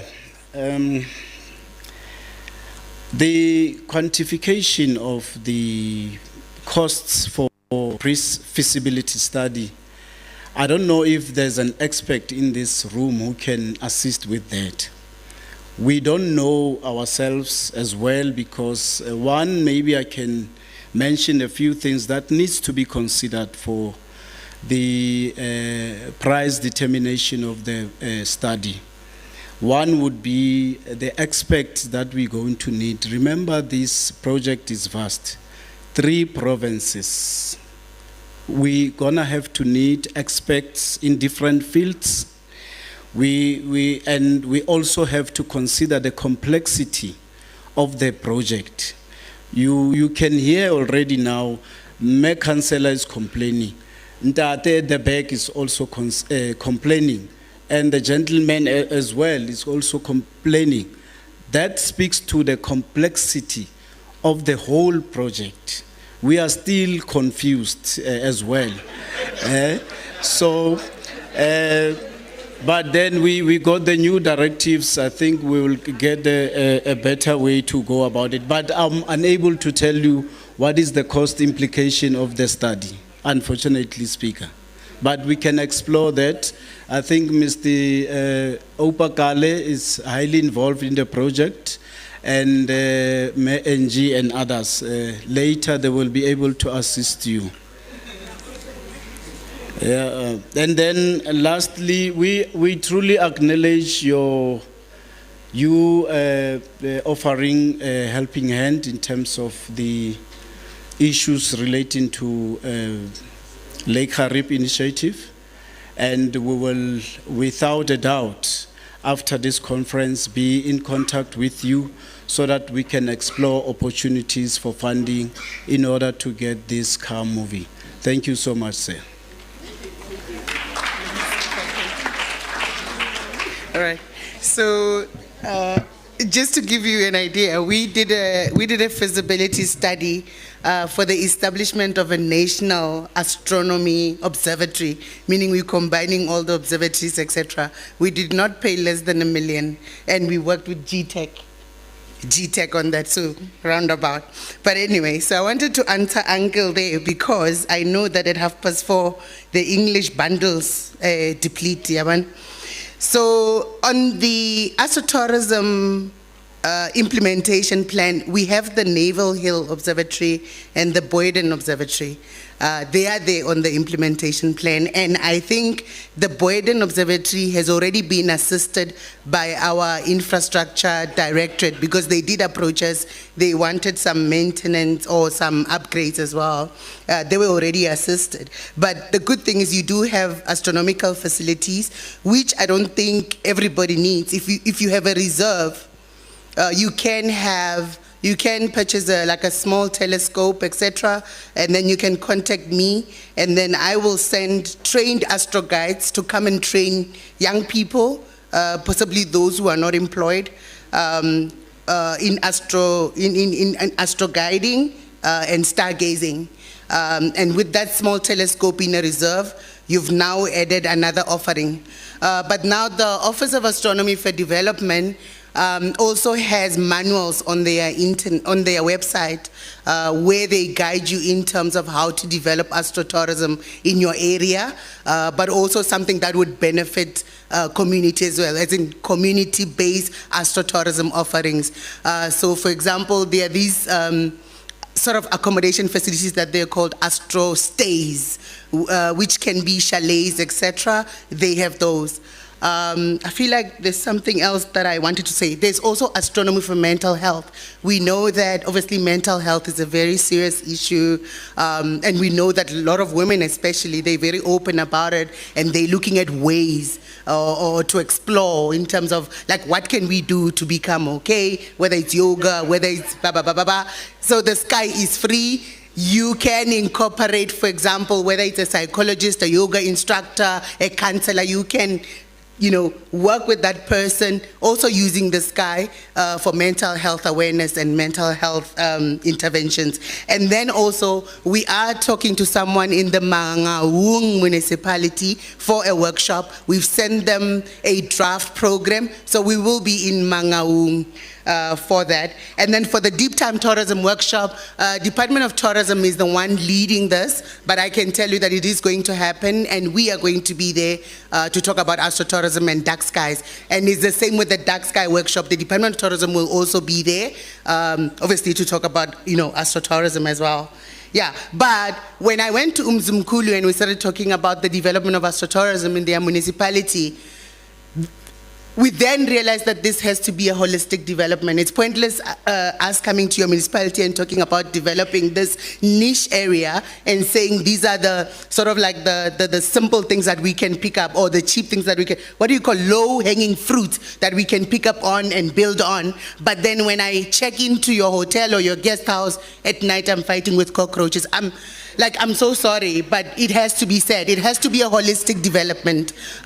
So we have to talk about it and invite all of those businesses as well so that they can be in line, right? But thank you. I think that's all.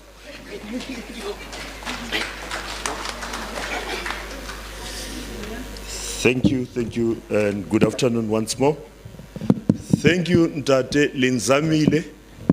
I almost left without being questioned. So I must do well in answering you.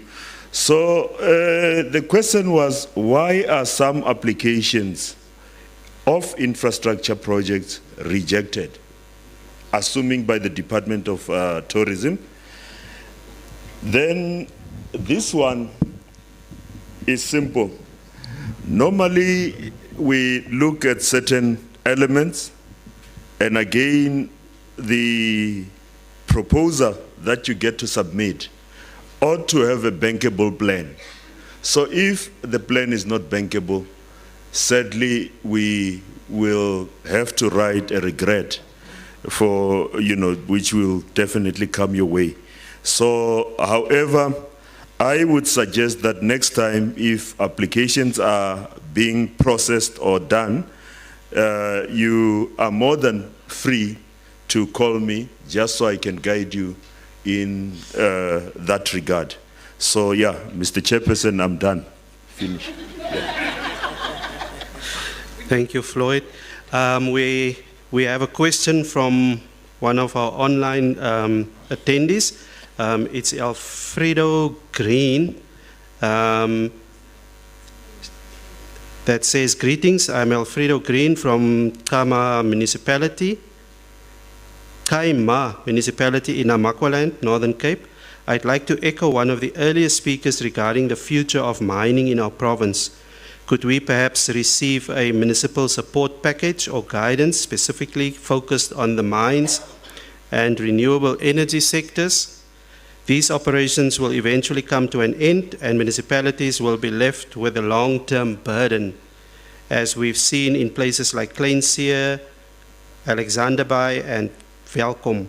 We are currently working with NCEDA to get the SEZ off the ground, but our municipality isn't ready yet.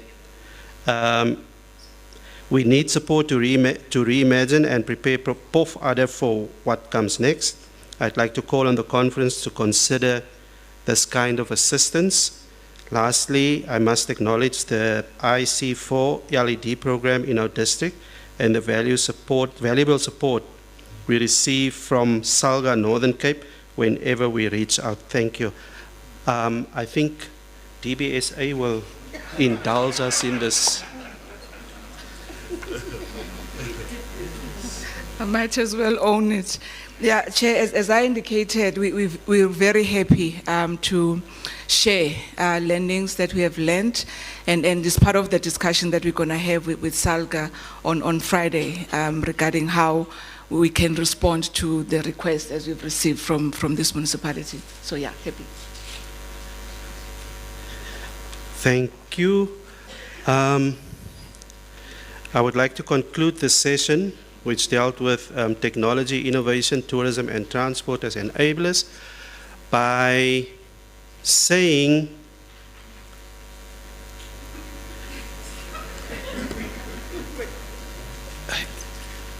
I'm not going to pick on this conference. However, I've noticed this at any other conference that I've attended, and that is that South Africa is being measured against the sustainable development goals. And not once since this morning up until today, up until now, have I heard anything about sustainable development goals, and that's, the linkages.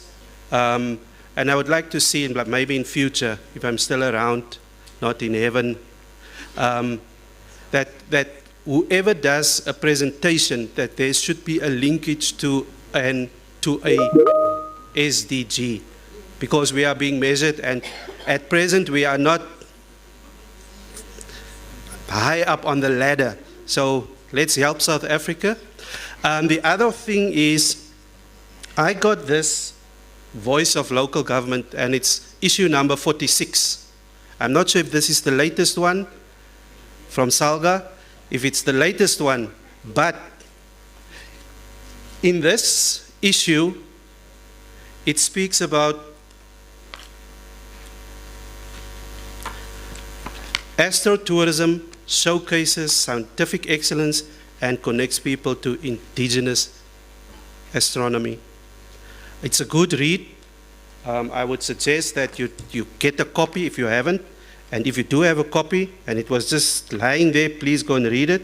Also, how GIS is transforming municipal property management, which speaks more to what Fani has presented with regards to drones and what have you. So if we want to move into the technology, the one lady said this morning that she's old school, reading from paper and, because the cell phone crashed. So if we want to move into technology, it's always good to read the physical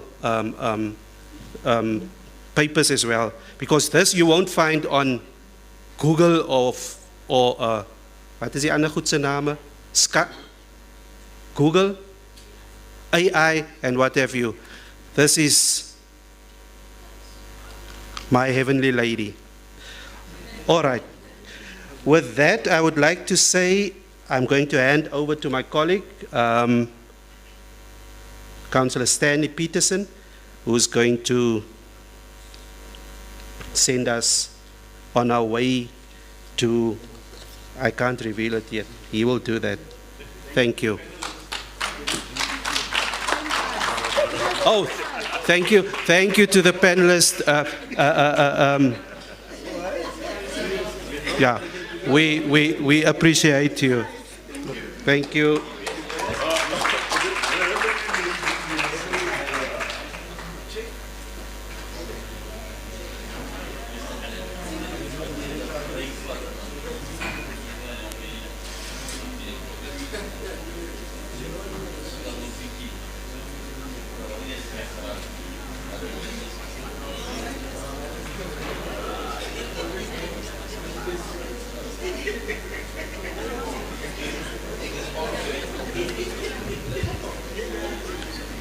Madise, Kwenkia, Kenkwas.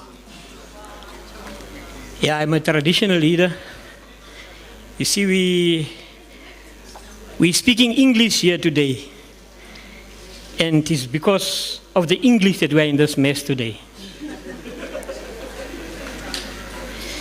Just an icebreaker. Let me start by saying, let us all make sure today, when we left tomorrow, to love the Karoo Region dream together.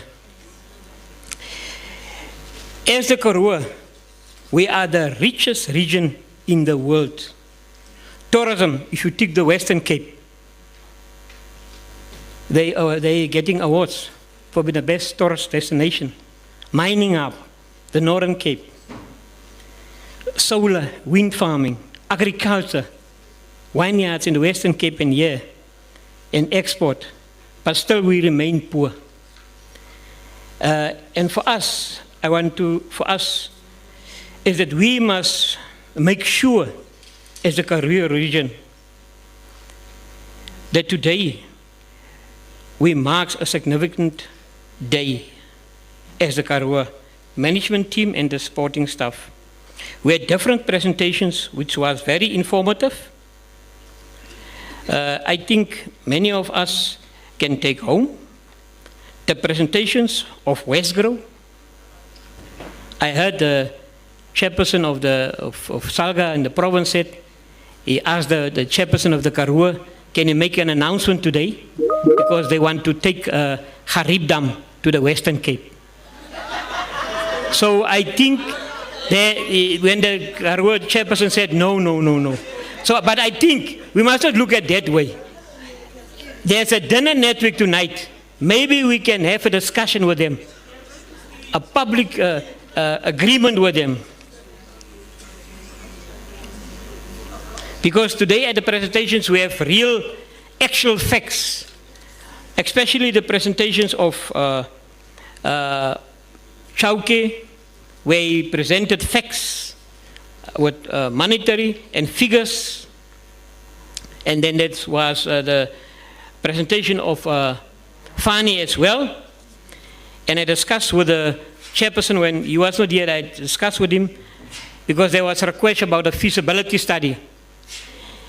And we want to take it upon ourselves. Before the next conference, I think in May next year, we want the Karoo, the lakeside, there must be a feasibility study from our side. So we want to task Fani to take that up. He said it will take 8 months. And from now until that time, it's 8 months. Yeah. So don't let us talk here. The president of Saga today said we must not talk here. And as Karoo region, we must take action. We must take action because we are local government people. The people come to us as councillors. They don't go to parliament. They come to us because we made promises. And the lady of Anglo-American, she also give practical examples of the 38,000 workforce that you have and the council empowerment that will take place on the 30th to the 1st of October. But I want to echo my speaker at the back there from Tshatsibane. I'm the district speaker of ZFM at Gao Municipality. I only saw my name here, but I don't know nothing about Anglo-American. I'm so surprised. I saw my district's name here, but I don't know why my name is there, and I'm not part of it. So these are the difference. That's why we have these conferences as a Karoo, to work together. We cannot work in silos. Remember, when a person, you know most protocol, when a premier, when a person, whatever is coming in your region or your province, you are the first line. And sometimes we wake up, we just saw strange people walking around our streets. When we look out of the window, we don't know these people. And we had to answer these things. So we need to correct it and saying to us, no man, let us stop this thing of undermining today. That's why we are 4 provinces. Let us work together. And really, people, as I'm said here, we have a serious discussion. And I'm glad we have in our presence the best municipalities here. And if we are partners, don't pride by saying you are the best and you don't help your brother and sister, which you are part of. So tonight at a dinner network, we must share ideas, we must network to work together. And I just want to make also, to conclude, a few announcements. We are supposed to have the drone thing outside, but it was cancelled. It was cancelled, so they asked me just to make a few announcements once we finish here. They asked us to, there's an afternoon tea available just outside and to support the SMMEs. That is the first announcement. The second one is, please delegates to register and to sign the delegates register at the back. And then the very important thing is tonight. When I came here, maybe I just want to talk about, for 2 minutes, about myself. Just to tell you who am I. Yeah. I'm Chief Stanley Peterson. I'm the main negotiator of ABS agreements in South Africa. In other words, when you drink rooibos, it's me that negotiates that levy. If you drink honeybush, it's me that negotiates it. If you drink buchu or use any products, it's me that signed the agreements. I'm the deputy chairperson also of the trust that distribute that money to our people. We're busy now. People only think about the koi and sun, but we're busy now with the cause of people, with pelargonium, with amarula, because I share my experience with them, and we're busy now to get these people. So we have also expert here. We think about all the other things, but we forget about there's indigenous plants that heal us. How many of us in this room have diabetes? How many of us in this room have had high blood pressure?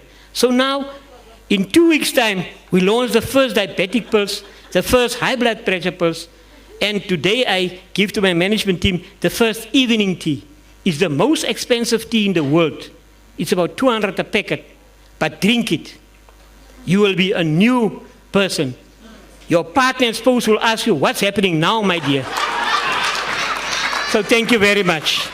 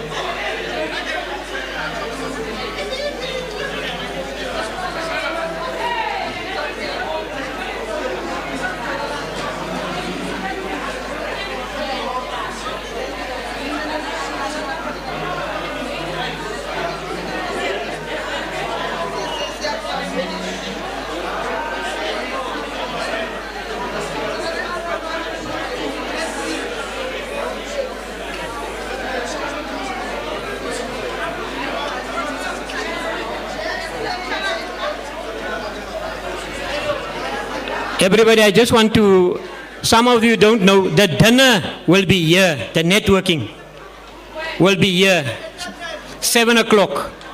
Don't miss it, please.